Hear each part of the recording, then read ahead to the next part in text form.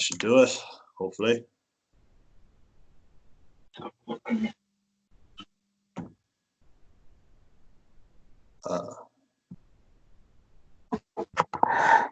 There we go.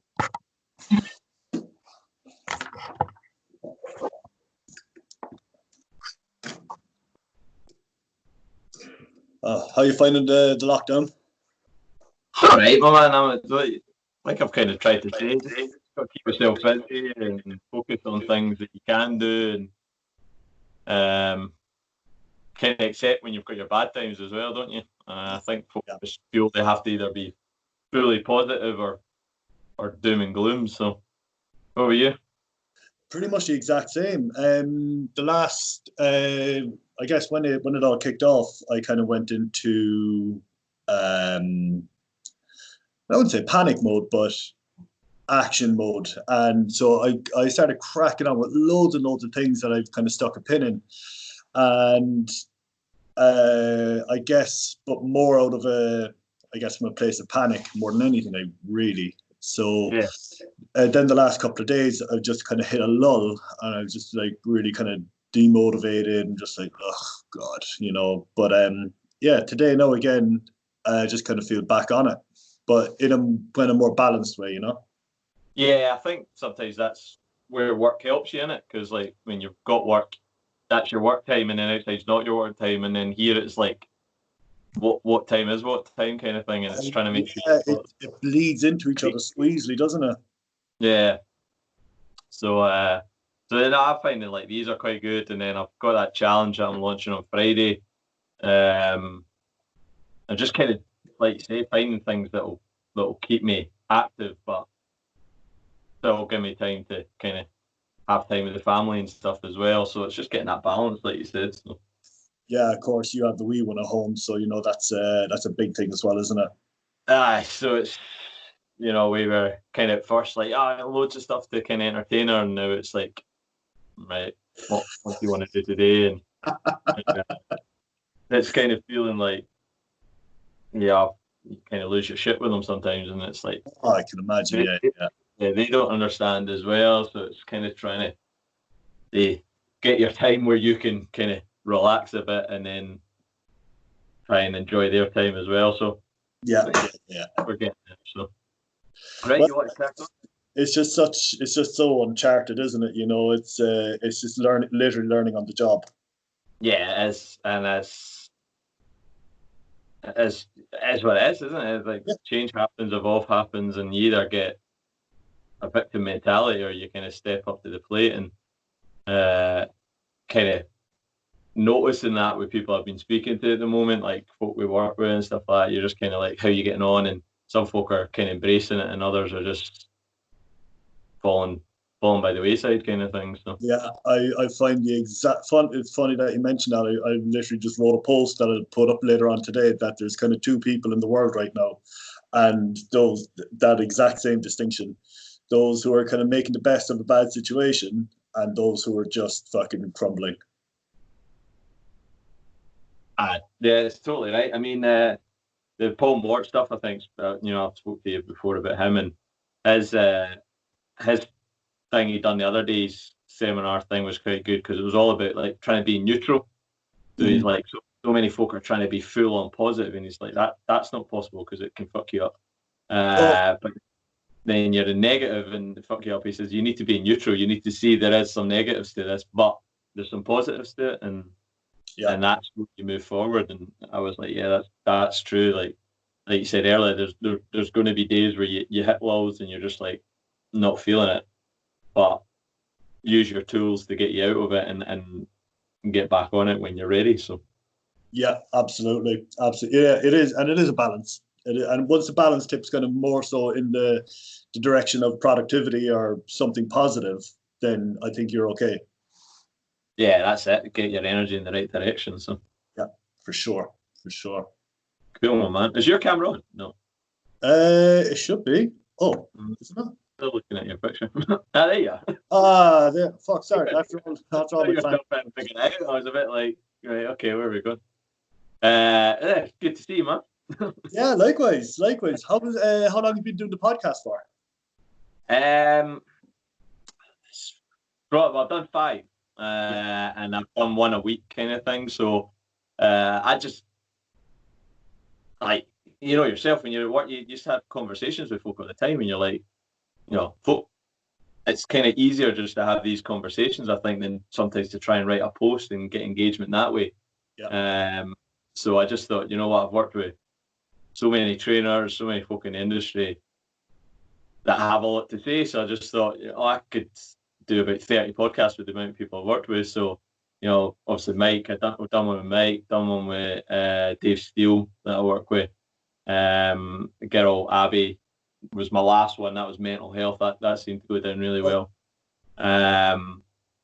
So yeah, and I just thought, like, as I say, folk that I like the shit they're putting out there, the content they're putting out there, the people that have got stuff to say, and I thought it was pretty good. And then obviously I know you'd been doing it in the past and stuff, and you brought back the newer one now as well. I mean, yeah, it was always something I wanted to do, but realistically, it wasn't something I could commit to. And so again, I use this time as the opportunity to go, right, you know, how do I set it up? What software do I use? You know, where do I host it? And all that jazz. And now that I've done that, I can actually start doing it, because like you, I think it's such a great platform. You know, it's rather than having to write and find an image and, you know, and edit and all that, it's something that's a bit more, I don't know, for me anyway, something a bit more free flowing, especially then, yeah, because, you know, over the years you just get to know so many different people and so many different personalities, and, you know, there's a lesson everywhere, I guess. And yeah, so finally kind of got around to it and started to enjoy it now.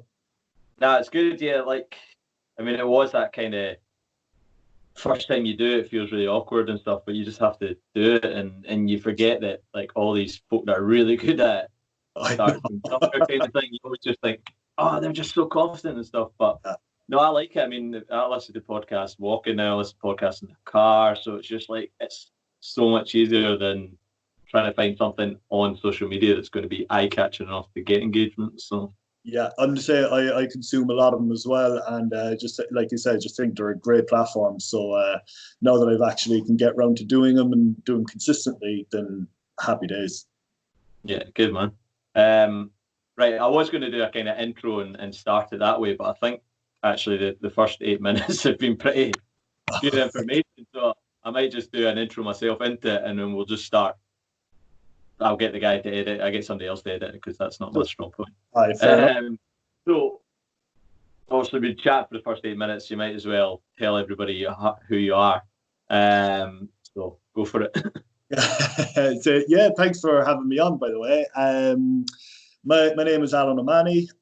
For those, well, as you may not have guessed by my accent, I'm Irish, but I've been in the UK, God, nearly 15 years now, and for I'd say 12 of those years, I've been a personal trainer, and that has kind of evolved over the years. And I always say I'm actually an accidental personal trainer, because I started out by accident, funnily enough. And yeah, throughout my own journey of being an athlete, and to breaking my back, and to kind of everything I've gone through, I guess physically, mentally, through personally, has really kind of shaped and evolved how I train and coach people. And so now I predominantly work with men with back issues, but working a lot of stuff on like mindset, kind of personal development stuff, and of course physical and fat loss transformations then as well. Yeah, I mean, that's one of the reasons I want you on, was kind of the message you put out with regards to mindset and stuff. I think is really strong. But fuck, man, breaking your back. Talk us through that one. Yeah, do you know what? I'd love to have this like really cool epic story about how I done it, but it was actually, I broke it when I sat down. But yeah, but what it was, so my sporting background was in Thai boxing, and I was competing at a really good level, and I had this run of fights, and God, it was nearly like 10 fights in 1 year, so nearly one a month. And at the time, I used to fight at 75 kilos. So right now, like I walk around at about 100 kilos. And so well, so 75's Yeah, lean, isn't it? 12 Yeah. stone. 12 stone. But I'm much more kind of heavily muscle up now when I wasn't back then. Yeah. But having to constantly make the weight, keeping up with the training, and not really knowing much about fitness, nutrition, recovery, the things that I know now compared to what then. We just trained and we trained hard. And it eventually just took its toll on me. I started feeling stiffer and stiffer and stiffer, and just one night I came home and just kind of threw myself on the couch after training. And next thing I heard a crack. I was like, "Geez, what was that? What was it?" And next thing, the pain kicked in, and so my L5 and S1 discs prolapsed. The muscles spasmed up so hard that they actually cracked the vertebrae as well. Jeez. So is that kind of from like old school training? Would that have been what you were doing back in the day? Yeah. Just our. Again, looking back, yes, definitely the training, but we actually did no kind of weight training. It was just constant pad work and kicking and running and stuff like that. So looking back now, I can only look at it through what I've learned since. I was all out of sync, like my pelvis was all out of line. So that from just constantly kicking on one side. So I had so many muscular imbalances, and eventually they just caught up on me. Yeah. I mean, I think it's mad when you look back now, kind of the training, like mine was a kind of football background. I never kind of got to the levels you got to with the kickboxing and stuff, but or Thai boxing, sorry. But like the training was just run. Like that was all your training was back in the day. Keep running. And it's just mad now when you look at kind of when we know so much more about the body and how it operates and how it can make such a difference to your training and stuff like that. So today, obviously, what you've learned about your back and that now, that helps so many folks. So it does, yeah. I'm the type of person I've become quite obsessed with things. So if someone was doing some form of treatment on me, when I went to the hospital and the doctor, they all wanted to operate on me, and I said, "Oh God." I think I was 25 or 26 when it happened, so I was quite young. And they wanted to operate, and I said, "Geez, I don't know, man. I'm quite young for back surgery, and it seemed very definitive." So I kept on kind of putting it off, and I kept going to physio and things like that, and I was responding quite well. So I just didn't go the surgery route, and I just kept on with physio, and then my physio, who was again, I was in uni at the time in London. And he recommended do things like Pilates and stuff like that. So I was like, all right, oh, cool.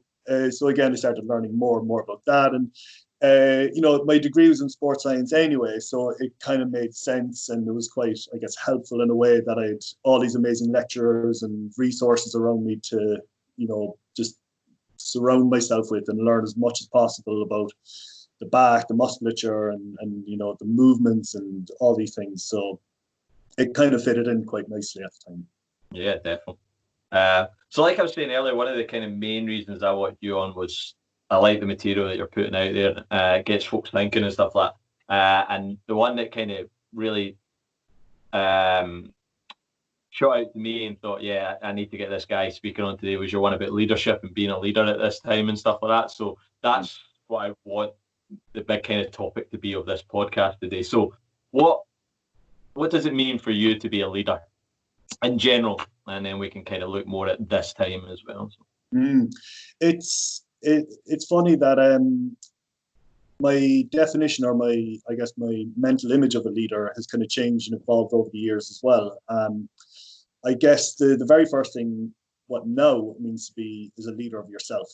And what I mean by that would be to, we're as personal trainers or as coaches, whatever you want to call us, we are ultimately leaders. We are leading our clients to a result that they want. And by doing so, you also need to talk the talk as well as walk your walk.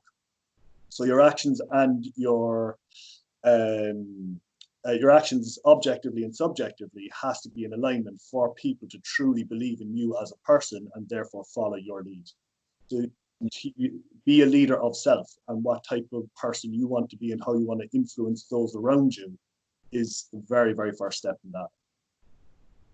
Yeah.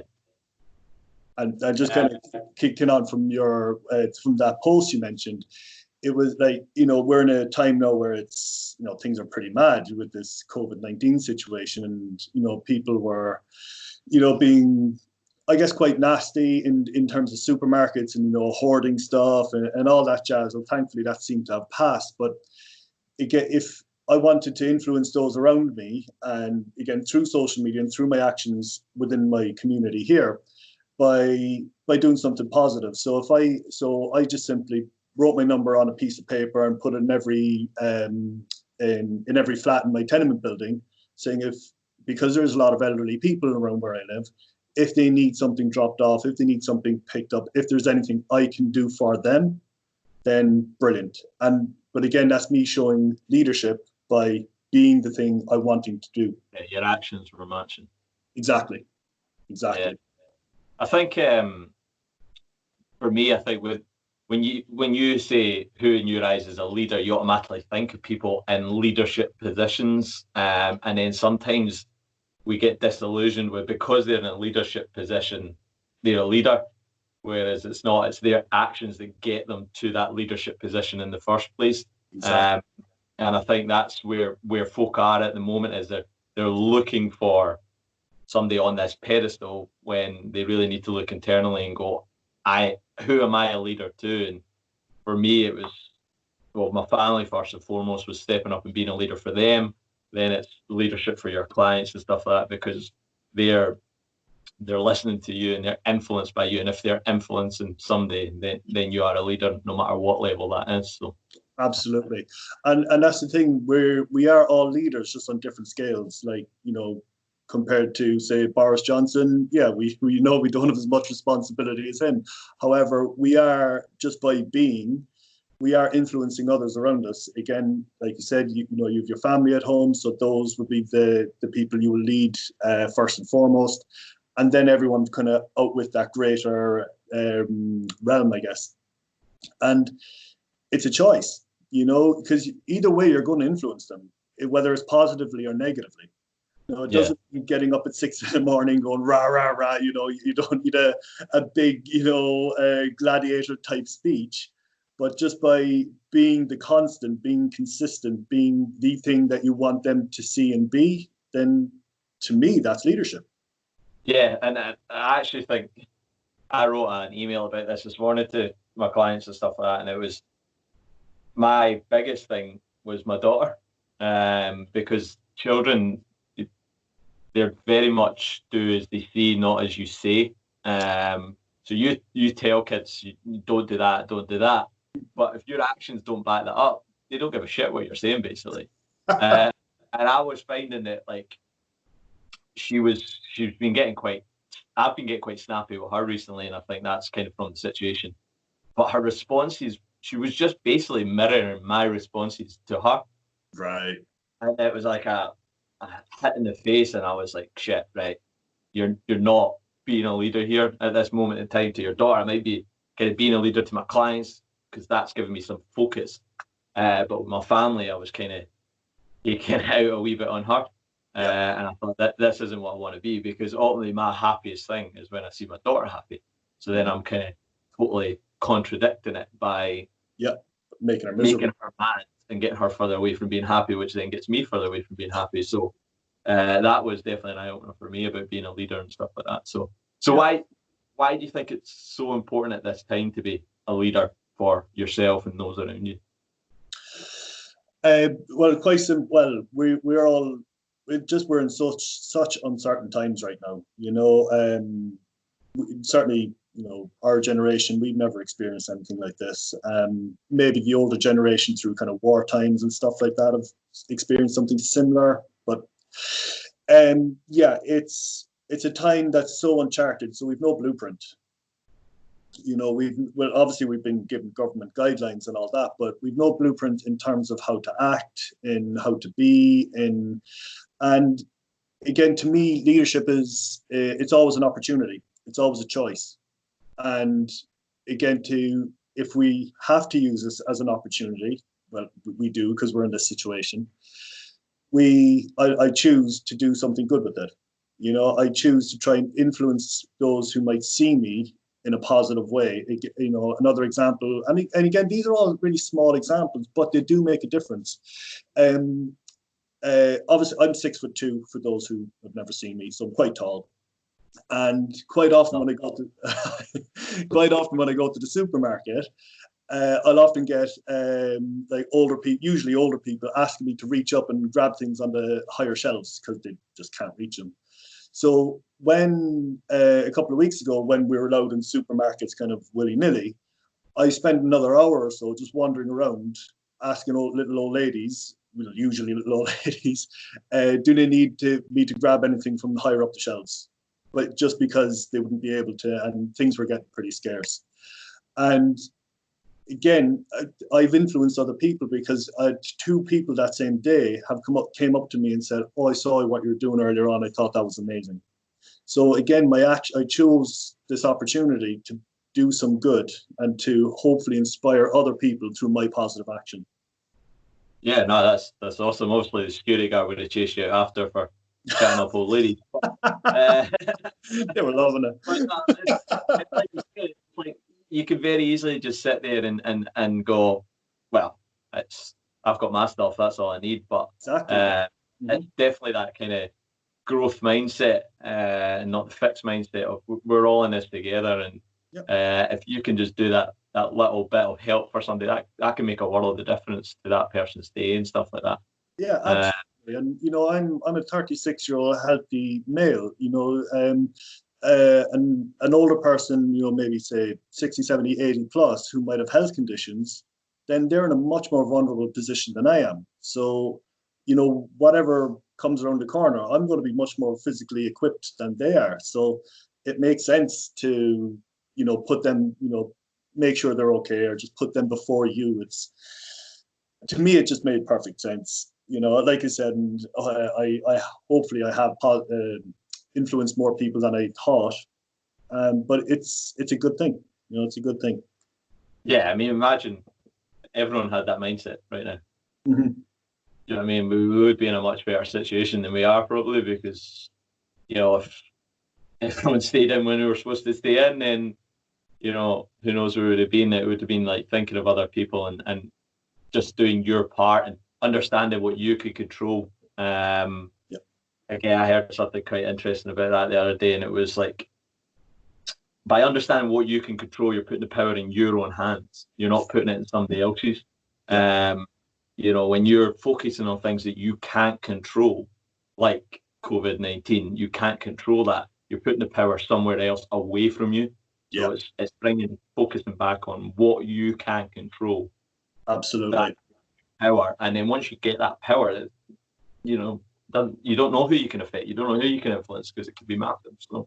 Absolutely. I totally agree. It's when you constantly look outside, well, for me, there's two things within that. If you're always looking outside, you're always just going to be stressed, overwhelmed, and ultimately miserable, because all those factors are out with your control. There's so many other things that can influence them that are beyond your sphere of influence. And the other thing, flip side with that as well, is for those who always only look outside, why I always find they're generally afraid to look inside. And whether that's because of fear of what they might find, or fear that they will then ultimately realize they have more power than what they think and are afraid to use that again for good. There's might be a couple of things within that, but I totally agree. Looking inside and go, right, what's mine and what can I influence here and now? So like you said, for you is you and your family. For me in Sainsbury's the other week, it was, right, I can do some good here. So I'd look inwards to what I can do here and now, and what's not mine to influence, well, then I can't.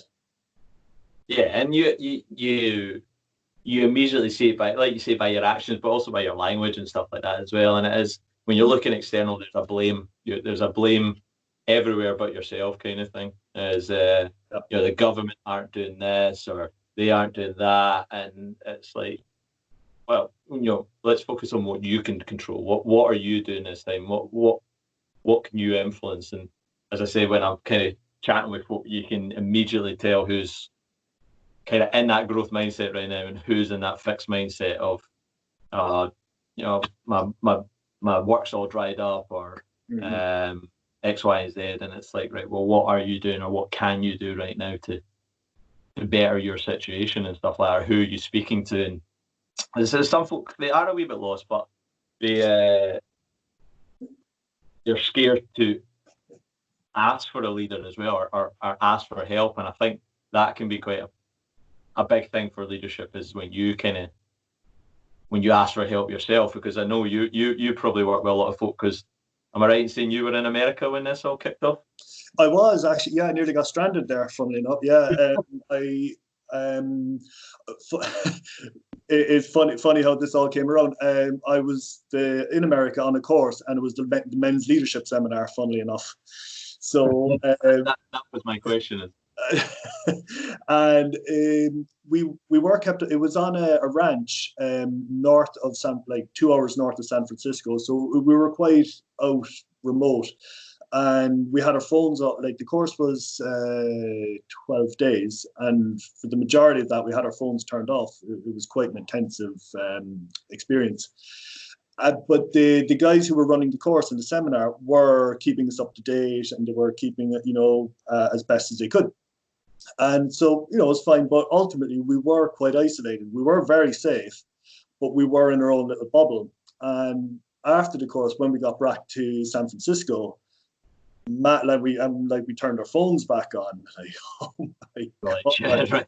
It was, yeah. No, they did try and prepare us for that, and they said, when it's getting mad out there, guys. But so prepare yourself. When you turn your phones on, it'll be, I'm like, can't be that bad, Obviously, these Americans, man, they're so extra. Oh man, it was, so the first thing I did was I went to the airport. I went to the British Airways desk, and as far as Dean knew at that time, I was due to fly out in 2 days' time. The flight was still on, but they said, look, we don't know. It could be open to change. But no, I got home safe and sound with no real problem. Yeah. So the reason I was kind of saying that was, again, sometimes when you're a leader, you feel like you should have all the answers and stuff like that. But folk need to realise that leaders have leaders, and they look up to people, and they try and surround themselves with people. So who would be kind of leaders in your life that you would look up to? And again, my definition and my image of it has actually changed. So I guess initially it would have been, I guess, your very kind of fire and brimstone type characters. So from a football point of view, like your Roy Keanes. I'm an Arsenal fan, so I thought Vieira, Tony Adams, those type of fellas were just phenomenal leaders. I guess kind of in the business world, Alan Sugar, I quite like. Again, he's very kind of, I guess, gruff and aggressive. But then I also quite like your Richard Bransons and your Barack Obamas, who are a bit more charismatic and charming. So, and I kind of like them all in different ways and for different reasons. And again, like you said earlier, it's easy to put these people up on a pedestal because we feel they knew exactly what they were doing at all times. And the reality is that they're not. But one thing I did learn, or many things I learned, but a massive thing I learned was that a lot of leaders, they're great leaders because they also show vulnerability. Yeah. They're open to saying, I don't know the answers. So they rely on their teams and those around them to get other opinions, to get kind of new facts and new ideas and new information. And it's not always their way. It's a collaborative thing, which for me was never the case. So my opinion and my vision of that has changed. And by showing more vulnerability, by sometimes just saying, I don't know, that doesn't weaken you. But for me, for a long, long time, that was always the case. Or I always did think that, but it's not the case at all. Yeah. Again, like Paul, I think Paul Mort to me right now he didn't had a big influence on me. And one of the things he said recently is, I've accepted being wrong. Because sometimes, again, you think a leader knows all the answers and they don't, and it's to stand up and say it. And well, Branson's a prime example of how many things have went wrong, but how many things have went right. Sugar as well, and I like that. Like you say, those leaders, although the first couple were very similar, there's a big difference between a Richard Branson and an Alan Sugar kind of thing. Yes, sure. And that's what I like, because there isn't a kind of, we think the kind of alpha male is a classic leader, but it's not always. I mean, you look at Nelson Mandela, you wouldn't necessarily classify him as an alpha male, but you know, like a huge inspiring figure who, again, I guess showed leadership through love, and he's being, there's countless books on the skill set and the attributes and things like that of leaders. I guess you could easily Google it and find 1,000,001 different blog posts and content on it. But again, for what I've learned is it's more of a case of being. Are you being what the leader you want to be? And through that you will influence. How much, that's obviously very kind of specific, and to what extent, but the beingness in that first place, by being vulnerable, by being authentic, by being connected, those are massive leadership traits. If you lead with that, that is what you're going to get back. Yeah. Again, so with it, like you use that great example of when you and your daughter were kind of bumping heads earlier. If you were being snippy, what were you getting back? So you were leading her right there and then, right? And you were getting back exactly what you were giving her. So it's So before we learn the skills and the nuts and bolts and the technicalities of it, it is also a state. It's a beingness. Yeah, definitely. And I think it's, like you said before, it's that kind of taking that internal reflection in it and understanding who you want to be first before you try and portray it and stuff like that. Absolutely. As we look externally, sometimes it's like, I want to be like him, but it's like, well, or her. So not like him.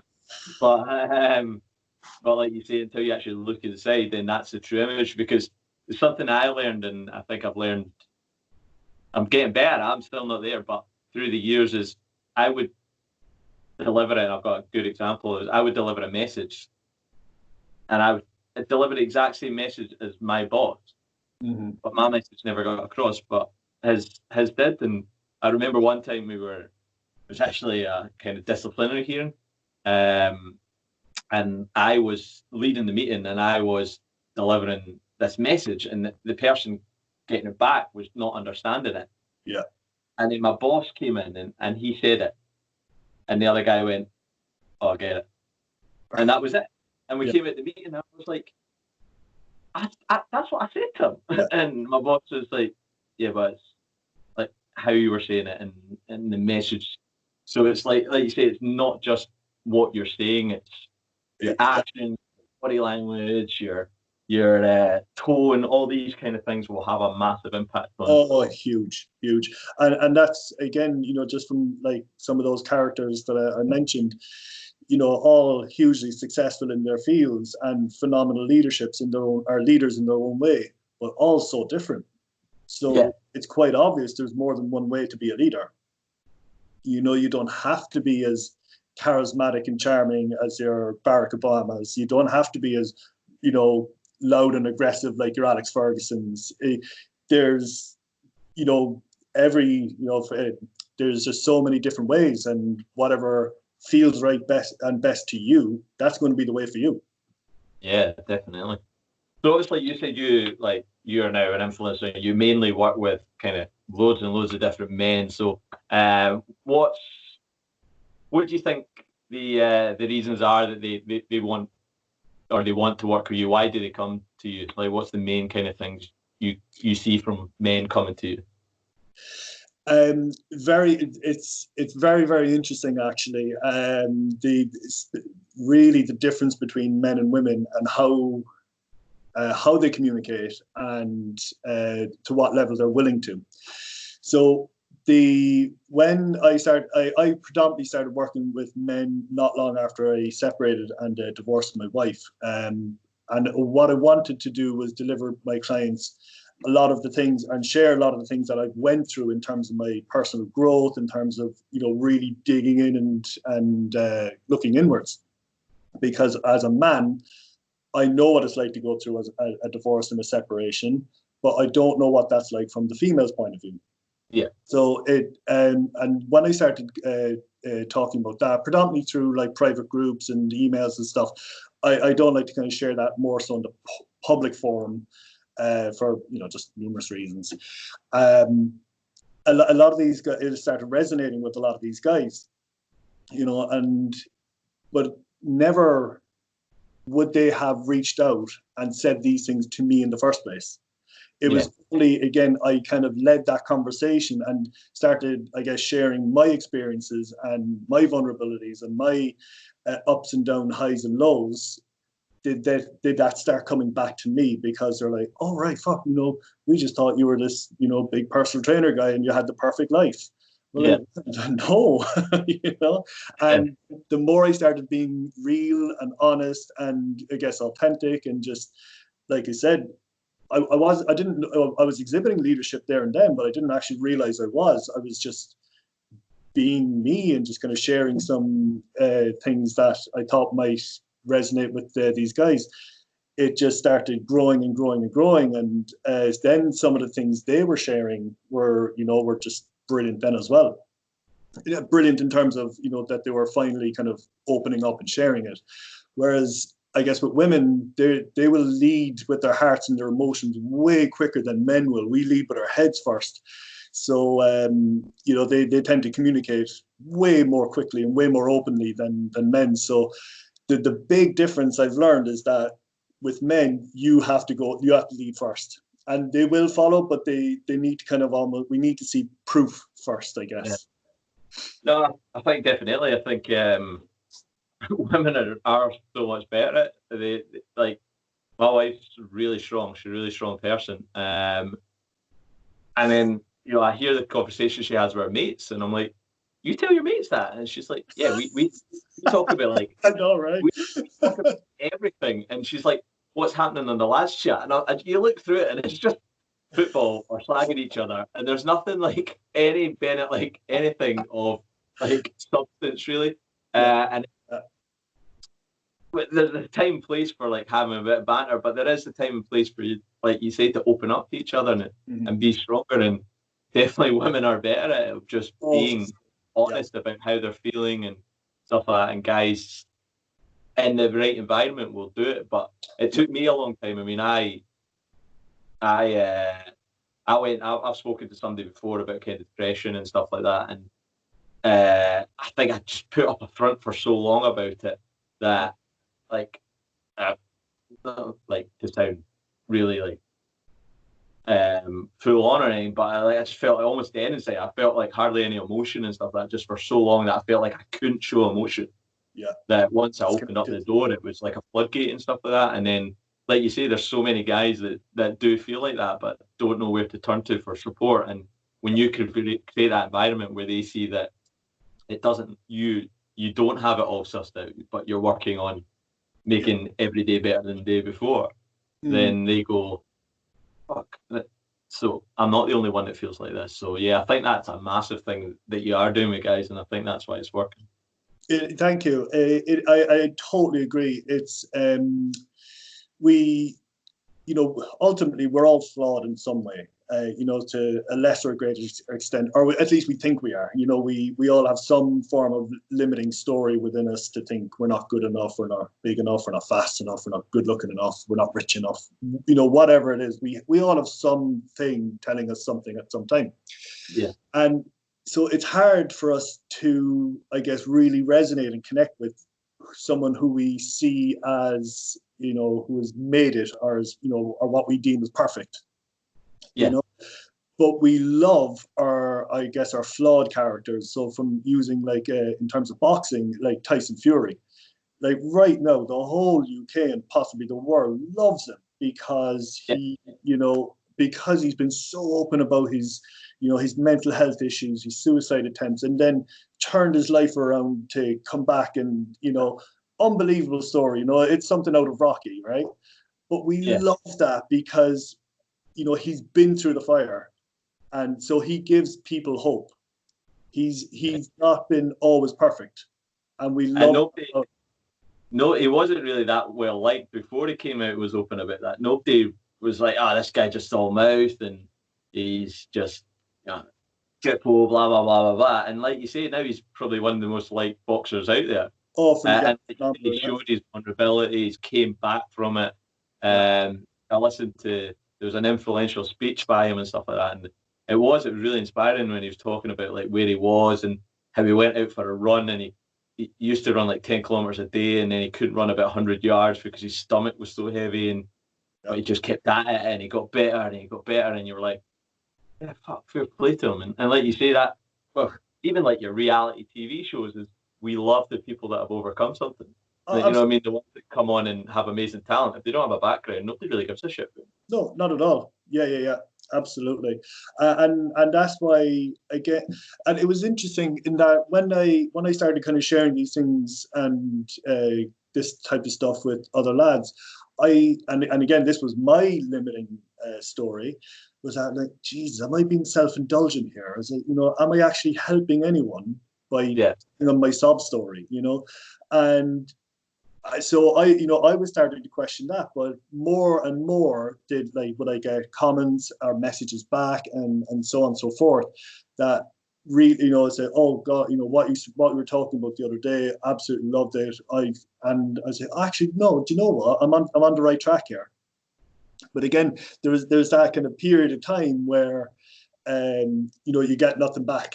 So I'm putting all these things out there, and I'm like, and there's just like tumbleweeds going through my group, or no emails coming back from my list, and and then you start doubting yourself, and you're like, well, am I the only one that thinks like this? And then you're like, well, no, it's just because guys can't take that time to actually admit it themselves. So we're just our own worst enemies, guys, aren't we? Oh, very much so. We do take a bit more convincing. I think we need to make it, and I do hate the term, but it is true. We do need to make it like a safe space first, where there's no fear of judgment, no fear of making you feel small or stupid or embarrassed or anything like that. So by me, and that's why I was sharing these things. So if I led with that, then anything that would come back would be real and authentic, and that's, so yeah, it's working now, but it was it was a slow burn. and that takes time as well, doesn't it? Is to get that environment right. And again, it's something I had to learn from, is I would probably go and try and get through to them before setting that scene, and like you say, that's when you don't get anywhere. It takes time to create that environment and create it right. So yeah, fair play. So and I didn't know it at the time, and it wasn't why I was doing it, but that was leadership. It wasn't the type of leaders that I would normally resonate in, that it wasn't all rah rah and fire and brimstone and shouting and roaring. It was just real. It was honest. It was coming from down here, more so in my heart, not up here and being clever with my head.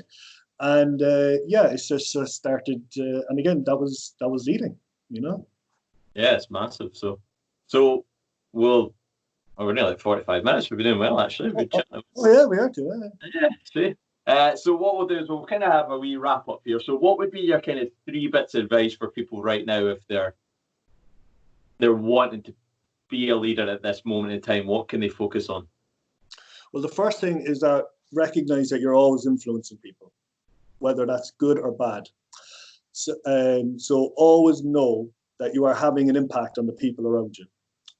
That's the very first thing. The second thing is, ask yourself this question. This is a question I've been asking myself almost 2 years now, since I started really going down the rabbit hole of personal development.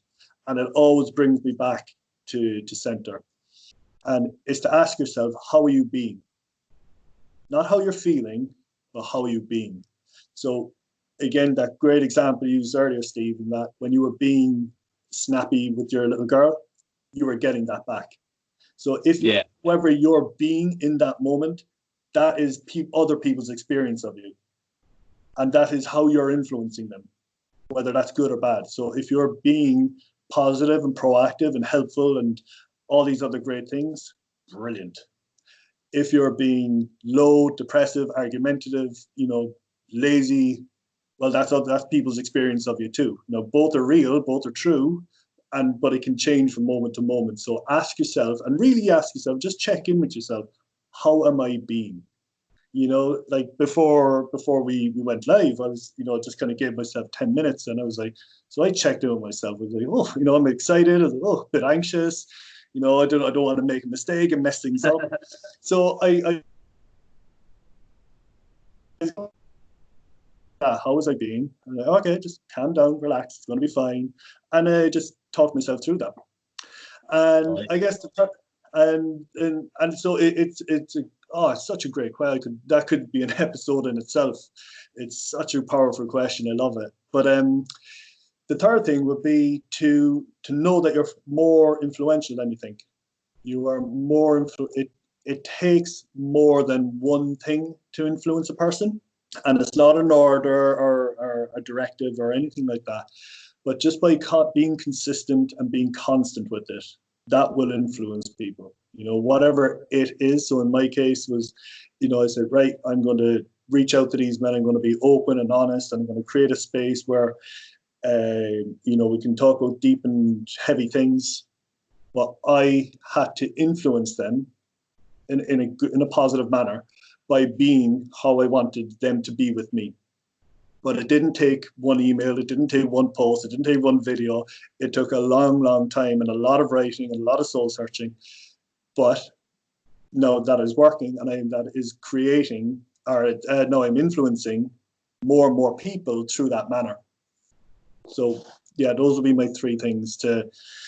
Oh God. How to be a leader this time. So no, I think they're definitely influential there. And I think, as I say, the second question, that's asking yourself those questions and recognizing your own thoughts process and stuff like that is massive. And that question's, I really like that. It's brilliant. I love it. I absolutely love. How are you being? And you can ask other people that. Just how are you being right now? Like, I'm being angry. Like, well, okay, right. Could you be something else? Like, how's that serving? It's amazing how quickly you can change, isn't it? Especially when you ask that kind of question, is how quickly you can change from, I'm being a miserable shit here. Do you know what I mean? And that asking yourself that question could just be that switch where you go, enough. Like, I need to stop this and I need to raise it. And I think my daughter will probably thank you by this time.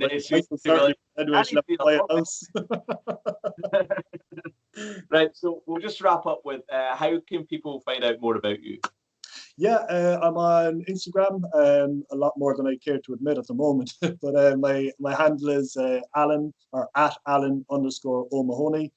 My website is www.alanomahony.com, and there's a whole bunch of free stuff that you guys can download that are on there, from meal plans, training plans, video courses. So feel free to check all those out. And Facebook, Alan OMahony - Leaner, Fitter, Faster. Awesome, my man. I think that was some really powerful stuff. I really enjoyed that. Definitely think to take away. So brilliant. I'll stop it there.